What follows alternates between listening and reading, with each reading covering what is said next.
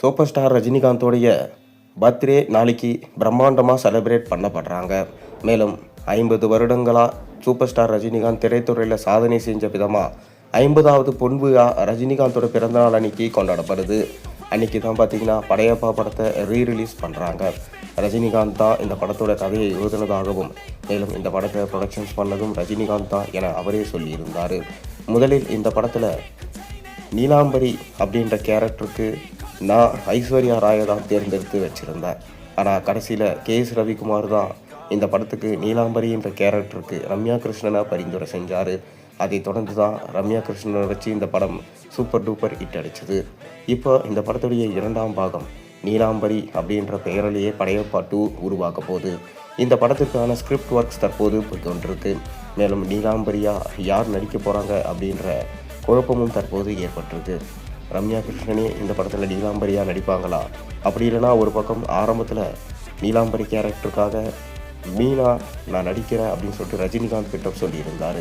கடைசியில் மீனாவுக்கு அந்த பவர் இல்லை, அவங்களால வில்லனிசமாக நடிக்க முடியாதுன்னு சொல்லிட்டு ரிஜெக்ட் பண்ணிட்டாரு.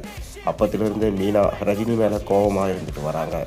ஒரு பக்கம் இப்போ படையப்பா 2 எடுக்க போகிறேன்னு ரஜினி அனௌன்ஸ்மெண்ட் பண்ண உடனே ரஜினிகாந்திடம் கேட்டிருக்காங்களாம், நான் மீண்டும் நீலாம்பரியாக நடிக்கிறேன், எனக்கு வாய்ப்பு கொடுங்க, இம்முறை வாய்ப்பு கொடுக்கல நான் பயங்கர டென்ஷன் ஆகிடுவேன் அப்படின்னு சொல்லிட்டு மீனா ரஜினியிடம் சொல்லியிருக்காங்களாம்.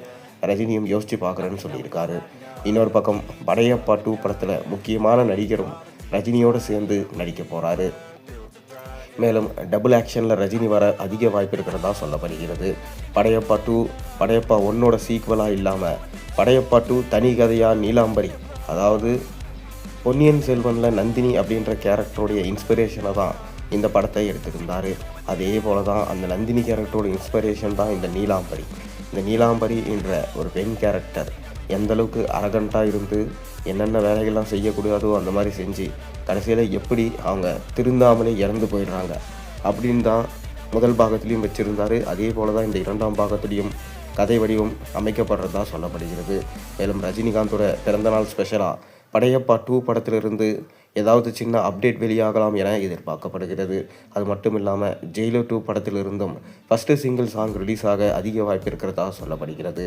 இன்னொரு பக்கம் தலைவர் 173 இந்த படம் ஆரம்பத்தில் சுந்தர்சி எடுப்பார்னு சொல்லப்பட்டது. கடைசியில் சுந்தர்சி இந்த படத்திலிருந்து வெளியே போயிட்டார். அதை தொடர்ந்து இப்போ ராம்குமார் பாலகிருஷ்ணன், பார்க்கிங் படம் எடுத்த ராம்குமார் பாலகிருஷ்ணன் என ஒரு பக்கம் பேச்சுகள் போய்கொண்டிருக்கு. அவர் தான் இந்த படத்தை எடுக்க அதிக வாய்ப்பு இருக்கிறதாகவும் மேலும் காலேஜ் ப்ரொஃபஸராக சூப்பர் ஸ்டார் ரஜினிகாந்த் அவர்கள் இந்த படத்தில் நடிக்க போகிறாரு. மீசர் தாடி எல்லாம் இல்லாமல் பாபா படம் கழித்து இப்போ ரொம்ப நாள் கழித்து இந்த மாதிரி ஒரு ரஜினியை பார்க்க போகிறீங்க என சொல்லப்பட்டது. இப்போது ரஜினிகாந்தோட ரசிகர்களுக்கு நாளைக்கு செம ட்ரீட் இருக்குது. தொடர்ந்து ரஜினிகாந்தோட படங்களோட அப்டேட்ஸ் அடுத்தடுத்து வெளியாகி கொண்டே இருக்கும்.